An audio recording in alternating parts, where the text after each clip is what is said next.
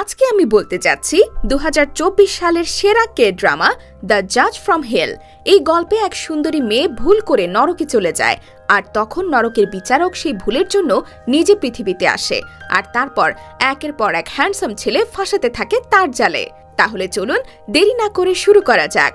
ড্রামার শুরুতেই আমরা একটি সুন্দরী মেয়েকে দেখি যার নাম বিটনা, যে কিনা ডাক্তারদের ক্লাস নিচ্ছিল। সব ডাক্তার তার কথা মনোযোগ দিয়ে শুনছে। এ সময় হুট করে তাদের শিক্ষক বিটনা বলে ওঠে, আমি একটি ডেমন, আমি নরক থেকে এখানে এসেছি, আর এখন আমি বিটনা নামের এই মেয়েটির দেহে ভর করে এখানে এসেছি। এটা শুনে সকলে তবদা খেয়ে যায়। এর মধ্যে একজন ডাক্তার জিজ্ঞেস করে, তার মানে আপনি কি বলতে চাচ্ছেন যে বিটনা মারা গেছে আর আপনি একজন শয়তান যে কিনা সুন্দরী মেয়ের রূপে আছে? তখন সেই ডেমন অর্থাৎ বিটনা ঘটনা বলতে শুরু করে। দৃশ্যটি ফ্ল্যাশব্যাকে চলে যায়। এখানে আমরা আসল বিটনাকে দেখতে পাই। কোনো এক দুর্ঘটনায় সে হয়তো মারা গেছে, তার চারিদিকে শুধু রক্ত, আর সে বরফের ওপর পড়ে আছে। সেখানে বিটনার মৃত্যু হয়, আর এরপর তার আত্মা দেহ ছেড়ে বের হয়ে আসে। এখানে সময় থেমে যায়। বিটনার আত্মা দেখে তার পায়ের নিচ থেকে ফুল বেরিয়ে রাস্তা তৈরি করে কোথায় যেন যাচ্ছে। বিটনার আত্মা ফুলের পিছু নেওয়া শুরু করে। তখনই তার সামনে একটি বড় দরজা খুলে যায়। আসলে এই দরজা হলো নরকের দরজা, যা দেখে বিটনা ভয় পেয়ে যায়। এবার আমরা বিটনাকে নরকে দেখতে পাই। আসলে বিটনা এখন নরকের আদালতে আছে, যেখানে আমরা ভালাককে দেখতে পাই। ভালাক হলো নরকের আদালতের বিচারক জাস্টিলিয়ার সহকারী। জাস্টিলিয়া তার সহকারী ভালাককে একজন ব্যক্তিকে মেরে ফেলার নির্দেশ দেয়, আর ভালাক ছুরির আঘাতে সেই ব্যক্তিকে মেরে ফেলে। তারপর সেই ব্যক্তি গেহুনা নামের একটি ভয়ঙ্কর গর্তে ঢুকে যায়। এসব দেখে বিটনা ভয় পায়। সে বলে, আমিও একজন বিচারক, আমি কখনো কাউকে হত্যা করিনি, তাহলে আমি এখানে নরকে কি করছি? তারপর সহকারী ভালাক বিচারক জাস্টিলিয়াকে বলে, সম্ভবত আমাদের একটা ভুল হচ্ছে, আমাদের আবার চেক করা উচিত। তখন বিচারক জাস্টিলিয়া তার কথা শুনে না, ভালাককে বলে বিটনাকে শাস্তি দিতে। কিন্তু ভালাক প্রথমে রাজি হয় না।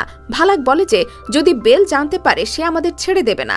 এখানে বোঝা যায় তাদের উপরও আরও পাওয়ারফুল বিচারক আছে নরকে। কিন্তু জাস্টিলিয়া তার কথা শুনে না। সে ভালাকের থেকে ছুরি নেয় এবং নিজেই বিটনাকে ছুরি দিয়ে হত্যা করে। তারপর বিটনা গেহুনা নামের গর্তে চলে যায়। তারপর সেখানে একটি দরজা খুলে যায়, আর পুরো পরিবেশ পরিবর্তিত হয়ে যায়। আমরা আবার দেখতে পাই বেল বেরিয়ে এসেছে দরজা দিয়ে। তার পিঠ থেকে মাকড়সার মতো হাত বেরিয়ে আছে। সে জাস্টিলিয়াকে বলে যে তুমি একজন নিরপরাধ লোককে গেহুনায় পাঠিয়েছ, তোমার কাজ ছিল সেখানে খুনি লোক পাঠানো।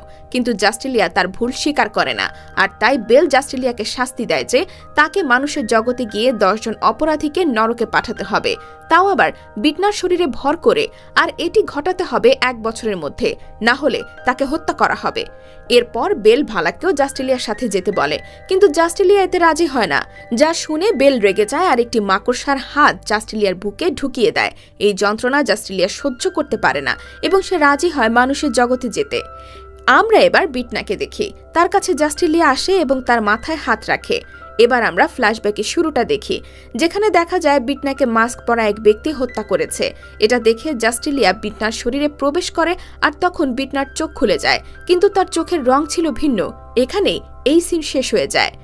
এবার ঘটনা বর্তমানে ফিরে আসে, অর্থাৎ বিটনার শরীরে এখন জাস্টিলিয়া। এবার আমরা কোর্টের দৃশ্য দেখি। আসলে পৃথিবীতে বিটনা একজন বিচারক ছিল, তাই বিটনা আসে কোর্টরুমে বিচার কার্য করতে। আর এর সাথে আমরা ডাউনকে দেখি। ডাউন এই ড্রামার মূল চরিত্রের একজন। এখন বিটনা ডাউনকে তার নাম এবং সে কি অপরাধ করেছে সে সম্পর্কে জিজ্ঞাসা করে। ডাউন বলে, আমি একজন পুলিশ এবং আমি কোনো অপরাধ করিনি। বিটনা বলে তার বিরুদ্ধে হ্যারাসমেন্টের মামলা রয়েছে এবং এরপরে সে কিছু ড্রিঙ্কস পান করছিল। এটা শুনে সবাই হেসে ওঠে। এখানে ডাউনের জন্য কোনো উকিল নিয়োগ করা হয়নি। তারপর বিটনা এর কারণ জিজ্ঞেস করে। ডাউন বলে, আমার মনে হয় আমি কোনো ভুল করিনি, তাই আমি ন্যায় বিচার পাবো। এবার বিটনা পুরো কেস সম্পর্কে ডাউনকে জিজ্ঞাসা করে। ডাউন বলতে শুরু করে সে একজন লোককে তাড়া করছিল যে কাউকে হ্যারাস করেছিল। সিন আবার ফ্ল্যাশব্যাকে চলে যায়। এখানে দেখা যায় ডাউন কাউকে ধাওয়া করছে। তারপর লোকটা তার সামনে একটা ছুরি বের করে বলে, তুমি জানো না ডাউন, আমার মা কে? কিন্তু ডাউন তাকে পরাস্ত করে এবং তাকে গ্রেফতার করে, তাকে আদালতে নিয়ে যায়। এখানে আসামির আইনজীবী বলে যে তার মক্কেল মারাত্মক জখম হয়েছে। যা শুনে বিটনা অন্য আইনজীবীর কাছ থেকে তার মেডিকেল চেকআপ রিপোর্ট চায়, কিন্তু সে দেখতে পায় যে আসলে তেমন কোনো জখম হয়নি। এখানে আসামির উকিল বলে যে তার মক্কেল এতটাই আহত যে সে হাত দিয়ে খেতেও পারছে না। যা শুনে বিটনা বিড়বিড় করে বলে সে নিজেই মরে যাক ক্ষুধার্ত পেট নিয়ে। তখন উকিল বলে যে আপনি সীমা ছাড়িয়ে যাচ্ছেন, আর বিটনা বলে যে আমি সীমার মধ্যেই আছি। এরপর বিটনা কেস ডিসমিস করে দেয়। তারপর সে সেখান থেকে বেরিয়ে আসে। এবার আমরা দেখতে পাই বিটনার কেবিনের দৃশ্য। সেখানে বিটনার সহকারী মাল্ডোকে দেখা যায়, আর এর ভিতর ভর করে আছে ভালাক, যে নরকের জাস্টেলিয়ার সহকারী। এখানে ডাউন এসে বিটনার সব জিনিস দিয়ে যায়। তারপর আমরা বিটনাকে একটি চার্চে দেখি, যেখানে যিশুর মূর্তি দেখার পর সে একটু পিছিয়ে যায়। এরপর সে বিশেষ চশমা পরে নেয়, কারণ চার্চে যিশুর মূর্তি থাকার কারণে সে ভালোভাবে দেখতে পারে না। গির্জায় মিস চা মিন নামে একটি মেয়ে আছে, যে ঈশ্বরের কাছে প্রার্থনা করছিল। তাকে দেখে বিটনা বলে যে ঈশ্বর আমাদের সব কথা শোনেন, কিন্তু তিনি তা সম্পূর্ণ করেন না। বিটনা নিজের পরিচয় দিয়ে বলে যে আমি আপনার মামলা লড়ব। তারপর মিস চামিন বলে আমি পুলিশে নন পানিশমেন্ট চিঠি দিয়ে দিয়েছি। বিটনা বলে কিন্তু আমি তার মধ্যে কিছুটা উল্টোপাল্টা খুঁজে পাচ্ছি। যে আপনাকে হ্যারাস করেছে সে আপনাকে মেরে ফেলারও হুমকি দিয়েছিল, কিন্তু আপনি তাকে এত তাড়াতাড়ি ক্ষমা করে দিলেন কেন? এরপর আমরা সেই দৃশ্য দেখতে পাই যেখানে একটি ছেলে মিস চামিনকে মারধর করছিল। এবার মিস চামিন বিটনার কথা শুনে না, সেখান থেকে চলে যায়। তাই বিটনা তাকে ফলো করতে শুরু করে। বিটনা তাকে তার কথা শোনার জন্য বোঝানোর চেষ্টা করে, কিন্তু মিস চামিন রাজি হয় না। তারপর দুই পুলিশ সেখানে আসে এবং বিটনা তাদের বলে আপনাদের কিছু ভুল বোঝাবুঝি হয়েছে। আমি একজন জজ এবং আমি তার মামলা সম্পর্কিত কিছু কথা বলছি।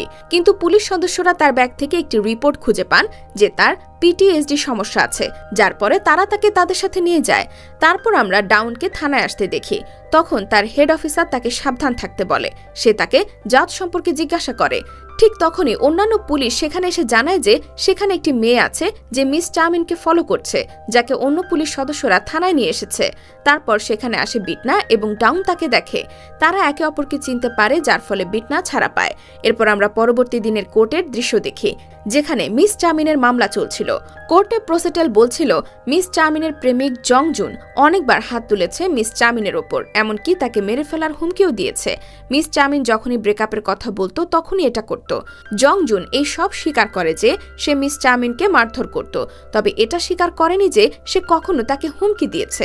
তারপর প্রস্টেল মিস চামিনের ইনজুরির ছবি দেখানোর কথা বলে, যেখানে আমরা টিভিতে দেখি যে সে তাকে মাথা থেকে পা পর্যন্ত মারধর করেছিল, এবং তাও পশুর মতো।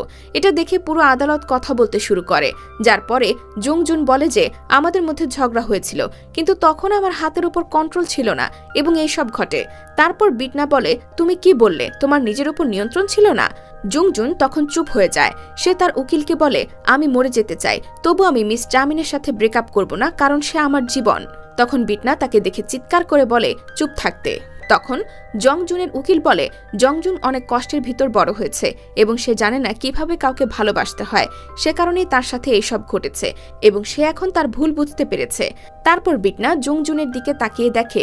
সে জং জুনকে জিজ্ঞেস করে তোমার কারণে মিস চামিন মারা যাক, এটা চাও?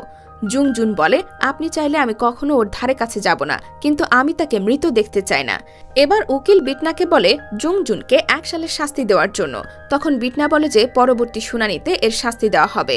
এরপর আমরা আদালতের বাইরের দৃশ্য দেখি, যেখানে জং জুন মিস চামিনের বাবা মায়ের কাছে আসে এবং তাদের কাছে ক্ষমা চায়। এরপর সে হাসতে হাসতে জিজ্ঞেস করে কেমন আছেন এখন মিস চামিন? এখানে ডাউন এই দৃশ্য দেখে ফেলে। এদিকে বিটনা তার কেবিনে বসে আছে। তখন মাল্ডো বিটনাকে জিজ্ঞেস করে আপনি তাকে কি ধরনের শাস্তি দেবেন? বিটনা বলে যে আমি তাকে 2 বছরের সাজা দেব, কারণ আমি বিচারক। তখন মাল্ডো শেষ পর্যন্ত বলে এই মামলা দিয়েও আমার কাজ হবে না। বিটনা বলে ব্যাপারটা এমন নয়, আমার মনে হয় এখানে কোনো গড়বড় আছে, আমার মনে হয় সে নাটক করছে। সে এবার রেগে বলে এভাবে চলতে থাকলে তাহলে 1 বছরে আমি আমার জীবন হারাবো, সে গন্তব্যে পৌঁছাতে পারবো না। তখন ডাউন বিটনাকে কল করে ডাকে এবং তাকে দেখা করতে বলে, যেখানে সে বিটনাকে পুরো জং জুনের ঘটনা জানায়, সে মিস চামিনের বাবা মায়ের সাথে যা করেছিল। ডাউন বলে যদি তাকে ছেড়ে দেওয়া হয় তবে কিছুই হবে না। এরপর বের হয়ে সে মিস চামিনকে কিছু একটা করবে, সে হয়তো তাকে মেরে ফেলবে।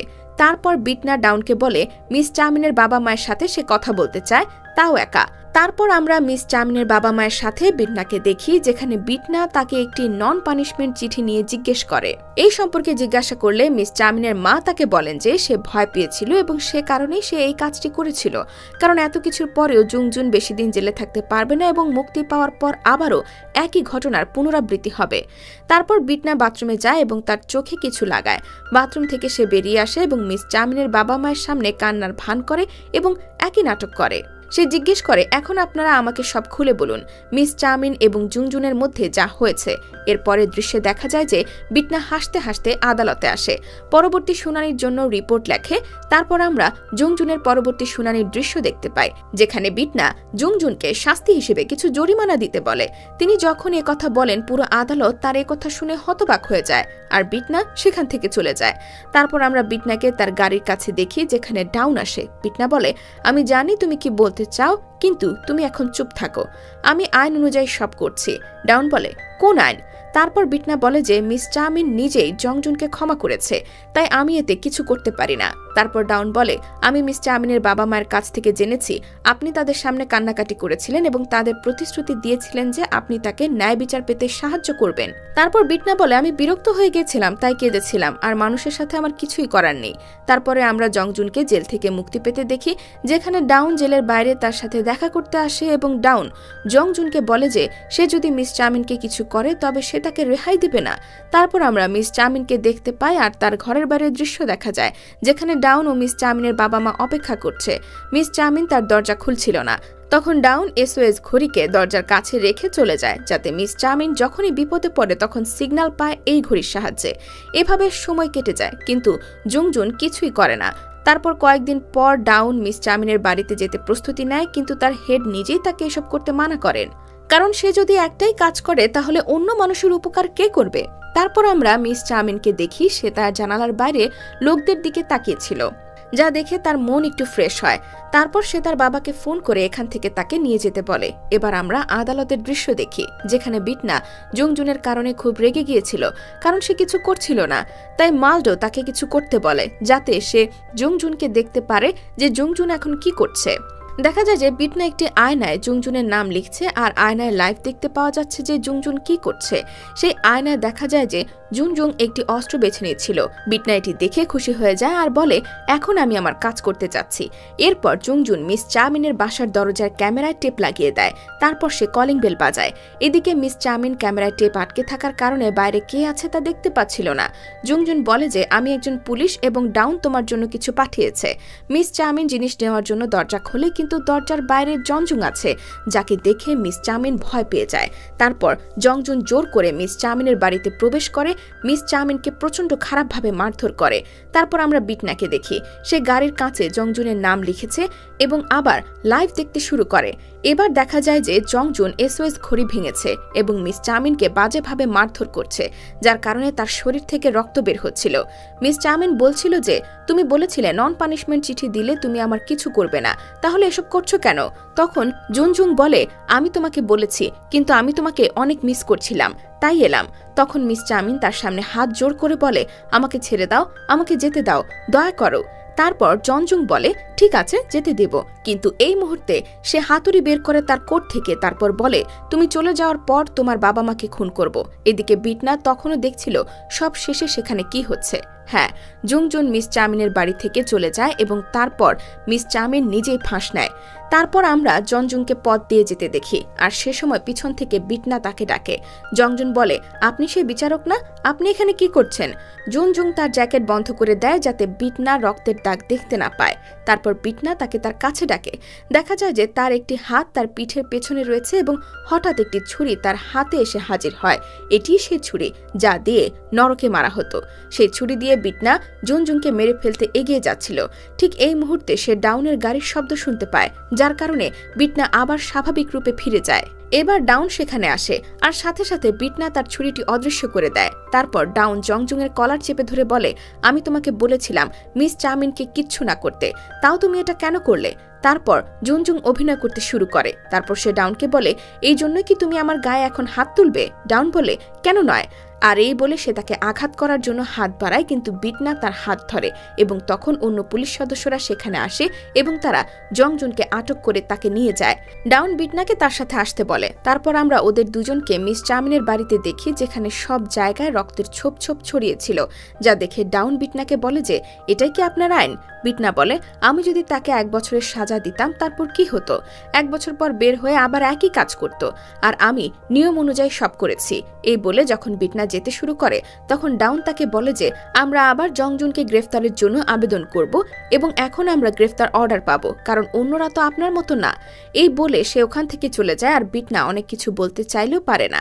এবার আমরা পুলিশ কাস্টাডির দৃশ্য দেখি, যেখানে জংজুনকে জিজ্ঞাসা করা হচ্ছিল। সে বলে মিস চামিনি তার জন্য দরজা খুলে তাকে ভিতরে ডেকেছিল। এই শুনে ডাউন রেগে হাতুড়ির কথা জিজ্ঞেস করে এবং জংজুনকে বলে যে আমি এটা নিয়ে গিয়েছি কারণ আমি ভেবেছিলাম আমার অনুপস্থিতিতে এটা মিস চামিনের প্রয়োজন হবে। তখন ডাউন বলে, তুমি চলে যাবার পর তাহলে কেন মিস চামিন নিজেই গলায় দড়ি দিয়ে আত্মহত্যা করতে যাচ্ছিল? এটা শুনে জংজুন অস্থির হয়ে জিজ্ঞেস করে তার কি হয়েছে, সে ঠিক আছে তো? এখানে আমরা দেখি মিস চামিন নিজেই আত্মহত্যা করার চেষ্টা করে। তখন পুলিশ সেখানে এসে মিস চামিনকে বাঁচায়। তারপর আমরা কাস্টডি রুমের বাইরের কক্ষ দেখি, যেখানে হেড অফিসার সোয়াং জংজুনের গ্রেফতারের আবেদন করতে বলে, কিন্তু জংজুনের বিরুদ্ধে প্রমাণের অভাব থাকায় সে ছাড়া পেয়ে যায়। পরের দৃশ্যে ঘটনায় দেখানো হয় যেখানে পুলিশ সদস্যরা জানতে পারে যে জংজুন গ্রেফতারের জন্য তাদের রিকোয়েস্ট রিজেক্ট করা হয়েছে, কারণ জংজুন পুলিশকে সহযোগিতা করতে রাজি হয়েছে। তখন পুলিশ লিডার সোয়াং ডাউনকে বলে মিস চামিনের পরিবারের দিকে নজর রাখতে, আর এই খবর শুনে বিটনা হাসতে থাকে। তারপর আমরা মিস চামিনের বাবা মায়ের বাড়ির দৃশ্য দেখি, যেখানে ডাউন গিয়ে নিরাপত্তা ক্যামেরা সেট করে আসে এবং তাদেরকে সতর্ক করে যে কোনো অচেনা লোক এলে দরজা নক করলে তারা যেন তা না খোলে এবং সেখান থেকে চলে যায়। সে চলে যাওয়ার পরই জংজুন সেখানে আসে এবং ডোরবেল বাজাতে যাবে, ঠিক সেই মুহূর্তে সে একটা মেসেজ পায় যে সে মেসেজ পেয়েছে এখান থেকে চলে যাওয়ার জন্য। এরপর আমরা পরের দিনের সকালের দৃশ্য দেখি, যেখানে মিস চামিনের বাবা মায়ের বাসায় কে যেন দরজার বেল বাজায়, আর মিস চামিন ডোরবেল শুনে খুব ভয় পায়। তখন মিস চামিনের বাবা তাকে বলে, চিন্তা করো না, তোমার বাবা এখনো বেঁচে আছে, সে তোমাকে রক্ষা করবে। এরপর সে রান্নাঘর থেকে ছুরি নেয়, তারপর দরজা খুলে কিছু না দেখে আক্রমণ শুরু করে, কিন্তু পরে দেখে এটি ডাউন, যার কারণে সে কাঁদতে শুরু করে। এবার তাদের বাড়ির ভেতরের দৃশ্য দেখতে পায়, যেখানে মিস চামিন বলে, এসব আমার দোষ, আমি ভুল মানুষটিকে ভালোবেসেছিলাম এবং আমি কিভাবে ব্রেকআপ করব তাও জানি না। তারপর ডাউন আরেক পুলিশ সদস্যের ফোন পায় এবং তাকে বলা হয় যে জংজুন কাল রাতে মারা গেছে। তারপর আমরা বিটনাকে দেখি সে অফিসে এসে খুব খুশি, কিন্তু জংজুন কিভাবে মারা গেল এখন তা বলছি। ঘটনা চলে যায় 12 ঘন্টা আগে। মিস চামিন জংজুকে মেসেজ করেছে এবং তাকে তার সাথে দেখা করার জন্য ফোন করেছে। এইদিকে দেখা যায় বিটনা রেডি হচ্ছে। আমরা জংজুনকে একটি নির্জন বাড়িতে মিস চামিনকে খুঁজতে দেখি, আর এরপর বিটনা আসে। জংজুন তাকে দেখে হতবাক হয়ে জিজ্ঞেস করে, আপনি এখানে? তখন সে হঠাৎ মিস চামিনের কণ্ঠ শুনতে পায়, যে কিনা বলছে তোমাকে মেরে ফেলবো। তখন জংজুন বলল, তুমি কোথায় লুকিয়ে আছো, বাইরে এসো। তখন মনে হয় সে পেছন থেকে বেরিয়ে আসে, আর এবার সেই একই আওয়াজ পাওয়া যায় মিস চামিনের কণ্ঠে, কিন্তু মিস চামিনের কণ্ঠে যে কথা বলছিল সে আর কেউ নয়, বরং মাল্ডো, যা দেখে জংজুন হতবাক হয়ে যায়। বিটনা বলে যে এখন থেকে তোমার আসল বিচার শুরু হয়েছে, এবং সে জংজুনকে জিজ্ঞেস করে, তুমি কি স্বীকার করো যে তুমি মিস চামিনকে খুন করেছ? তখন জংজুন বলে সে তো মরেনি। তারপর বিটনা বলে, আমি বিচারক, সিদ্ধান্ত নেওয়া এখন আমার কাজ। তারপর বিটনা জাদুর মাধ্যমে হাতে ছুরি নিয়ে আসে। এটা দেখে জংজুন ভয় পেয়ে যায়। বিটনা বলে, আমি তোমাকে বলেছি তোমার আসল বিচার এখন শুরু হয়েছে। ভয়ে জংজুন সেখান থেকে পালিয়ে যেতে শুরু করে, কিন্তু বিটনা তাকে দেখে হাসতে থাকে। জংজুন পালানোর সময় একটা প্রধান দরজা খুলে যায় এবং আমরা দেখতে পাই যে সে অন্য জগতে পৌঁছে গেছে, যেখানে সে একটি রেস্তোরাঁয় ছিল। তারপর বিটনা সেখানে আসে এবং বলে, আমার পৃথিবীতে তোমাকে স্বাগত জানাই। আমরা দেখি যে এ সময় বিটনার চোখের রং পরিবর্তিত হয়ে যায় এবং সে জংজুনের চোখের দিকে তাকায় আর বলে, আজ পর্যন্ত যা কিছু পাপ করেছ তোমাকেই তা ভোগ করতে হবে, এটাই নরকের নিয়ম। এরপর পুরো একটি ভিন্ন জগতে চলে যাই আমরা, যেখানে দেখা যায় একটি রেস্তোরাঁয় বিটনা এবং জুনজুং একসাথে খাবার খাচ্ছে। তখন জুনজুংয়ের পেট ভরে যায়, কিন্তু বিটনা তাকে জোর করে আরো খেতে বলে, তবে জংজুং মানা করে, আর এতে বিটনা রেগে যায় এবং জংজুনকে নিজে জোর করে খাওয়ানোর চেষ্টা করে। সে জংজুনকে থাপ্পড় দিয়ে বলে, তুমি সেটা কেন করনি যা আমি তোমাকে করতে বলেছিলাম? জংজুন ভয়ে সেখান থেকে চলে যাচ্ছিল, কিন্তু এ সময় বিটনা হাঁটু গেড়ে বসে তার হাত ধরে বলে, আমাকে মাফ করে দাও, আমি তোমাকে ছাড়া বাঁচব না, আমি তোমাকে অনেক ভালোবাসি, তা তুমি জানো। পরের দৃশ্যে আমরা আবার দেখি জংজুং বিটনার সাথে ব্রেকআপ করার কথা বলছে, যার তারপর বিটনা আবার তাকে মারধর করে, ফলে বিটনাকে পুলিশ ধরে নিয়ে যায়। এবার দেখা যায় জংজুন অফিস থেকে বাড়িতে আসে আর সে দেখে যে বিটনা তার জন্য খাবার রান্না করেছে। বিটনা তাকে দেখে বলে, তুমি কি ভেবেছিলে আমি জেলে পৌঁছে মরবো? এভাবে বিটনাকে দেখে জংজুন খুব ভয় পেয়ে যায় এবং আবার বিটনার সাথে ব্রেকআপের কথা বলে। আবার বিটনা তাকে মারতে শুরু করে, হাতুড়ি দিয়ে তার হাঁটু ভেঙে দেয়। আসলে সব ছিল কাল্পনিক দৃশ্য।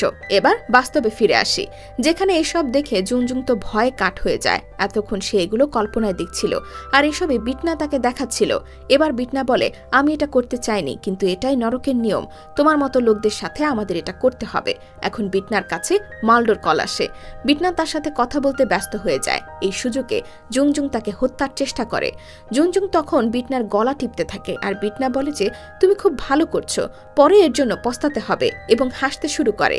এরপর জুনজুনের ঘাড় ধরে বিটনা তাকে উঁচু করে তোলে আর সে তাকে ছুঁড়ে ফেলে, যেখানে জংজুন দেয়াল ভেঙে অন্যদিকে চলে যায়। এরপর বিটনা জিজ্ঞেস করলো, তুমি কি স্বীকার করো যে তুমি মিস চামিনকে মেরেছ? জুনজুন তাতে স্বীকার করে। তারপর বিটনা জাদু দিয়ে তার হাতে একটি ছুরি নিয়ে আসে এবং তার পেটে ঢুকিয়ে দেয় আর জুনজুন মারা যায়। বিটনা তার মাথায় গেহনার স্ট্যাম্প দিয়ে দেয়। ঠিক তখনই নরকের দরজা খুলে যায় এবং জুনজুনের আত্মা নরকে চলে যায়। পরের দিন পুলিশ বাড়ির বাইরে জংজুনের লাশ পায়, কিন্তু সেখানে বাড়িতে কোনো জিনিস এদিক সেদিক হয়নি, সব আগের মতোই ছিল। এরপর আমরা বিটনা এবং মালডোকে শপিং করতে দেখি। সেখানে আমরা এই ঘরের এই পরিচ্ছন্নতার কথা জানতে পারি যে নরক থেকে ক্লিনিং সার্ভিস এসে ঘর সব পরিষ্কার করে দিয়ে গেছে।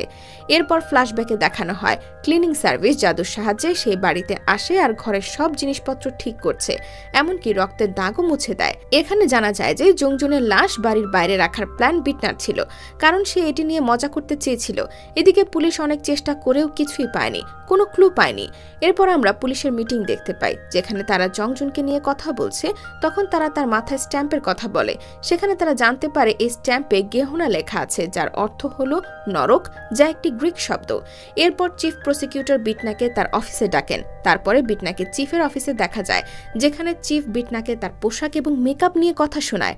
তখন বিটনা চিৎকার করে বলে যে আমি আপনার কথা শুনবো না, কারণ বিটনার মনে হয় এই জামা কাপড় এবং মেকআপে তাকে অনেক সেক্সি দেখায়।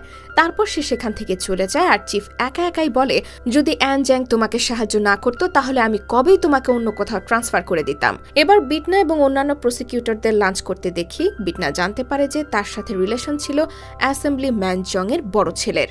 বিটনা এঙ্গেজমেন্ট ভেঙেছে এবং এটাও দেখানো হয় যে অ্যাসেম্বলি ম্যান জং এর ছোট ছেলে বড় রকমের শয়তান টাইপ। তারপর আমরা চিফ প্রসিকিউটর অ্যাসেম্বলি ম্যান জংকে দেখি। সে এখানে তার দুই ছেলের সাথে ডিনার করছিল। অ্যাসেম্বলি জং চিফ প্রসিকিউটরকে বিটনা সম্পর্কে জিজ্ঞেস করে। তারপর সে তার বড় ছেলে ইয়টকে বলে যে সে তোমার প্রাক্তন প্রেমিকা ছিল, সম্ভব হলে গিয়ে তার সাথে দেখা করে এসো। তখন চিফ বলে সম্ভবত ইয়টে খুব ব্যস্ত, তার উপর সে হাংচানের উন্নয়নের প্ল্যান করছে, এই বলে হাসতে থাকে। এরপর অ্যাসেম্বলি ম্যান জাং চিফকে জিজ্ঞেস করে, আমি শুনেছি দুর্ঘটনার কারণে বিটনা তার স্মৃতিশক্তি হারিয়ে ফেলেছে।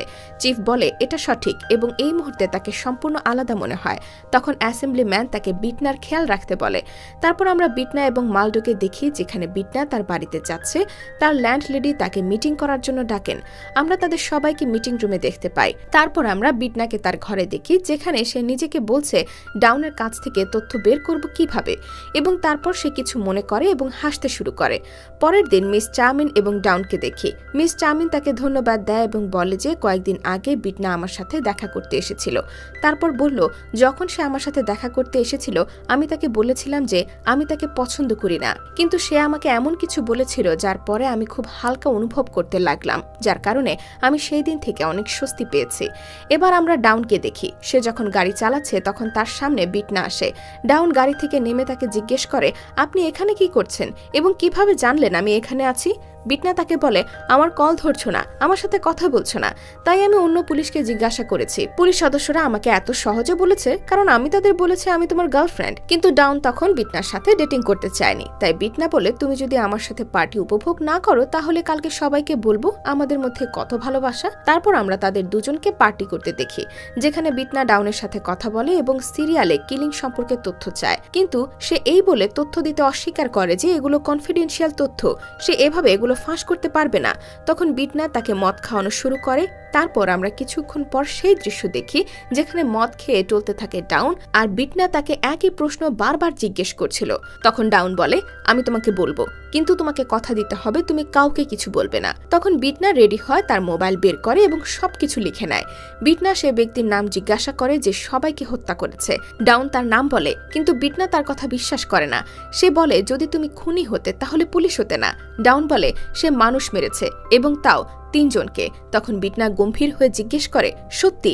ডাউন বলল, হ্যাঁ, আমি ওদের ছুরি দিয়ে মেরেছি, এখনো আমার মাথায় রক্তের ঘ্রাণ আসে। এই সব ঘটেছে যখন আমি ছোট ছিলাম এবং এখনো এটা নিয়ে আমার মধ্যে কোনো অনুশোচনা নেই। তারপর বিটনা কৌতূহলী হয়ে জিজ্ঞেস করে, তাদের পরিবার তোমাকে ক্ষমা করেছে? ডাউন বলে, না, ওরা আমাকে কখনো ক্ষমা করতে পারবে না। বিটনা হাসছে এবং সে খুব খুশি। তারপর ডাউন বলে, এই সবের জন্য আমার মরতে হবে এবং নরকে যেতে হবে। তারপর বিটনা তাকে সেই পরিবারের সম্পর্কে জিজ্ঞেস করলে ডাউন বলে যে তুমি তার পরিবারের সামনে বসে আছো। এটা বলে সে জ্ঞান হারায় বা ঘুমিয়ে যায়। বিটনা সেদিকে তাকায়, দেখে তার চোখ দিয়ে পানি বের হচ্ছে। তারপর আমরা সকালের দৃশ্য দেখি। বিটনা ডাউনকে জিজ্ঞেস করে, কাল রাতে যা বলেছ সব কি সত্যি? ডাউন বলে, সব সত্যি, এবং তাকে সবকিছু গোপন রাখতে বলে। তখন বিটনা বলে, তাহলে সেসব সত্য ছিল? তারপর তার হাত ধরে একসাথে হাঁটার জন্য জিজ্ঞেস করে। তখন ডাউন বলে, আমরা এভাবেও হাঁটতে পারি। তারপর বিটনা তার দিকে তার হাত টেনে নেয়। তারপর সে ছুরিটি জাদুকরী ভাবে তার হাতে হাজির হয় এবং সে ছুরিটি ডাউনের পেটে ঢুকিয়ে দেয়। তারপর ডাউনের মুখ থেকে রক্তপাত শুরু হয় এবং সে নিচে পড়ে মারা যায়। এটা দেখে বিটনা খুব খুশি হয়ে ওঠে। এখানে প্রথম 2টি পর্ব শেষ হয়। ড্রামাটি ভালো লাগলে কমেন্টে আমাদের জানিয়ে দিন। আমরা পরবর্তী এপিসোডগুলো নিয়ে তাহলে দ্রুত হাজির হব। আর আমাদের চ্যানেলটি সাবস্ক্রাইব করে পাশেই থাকুন।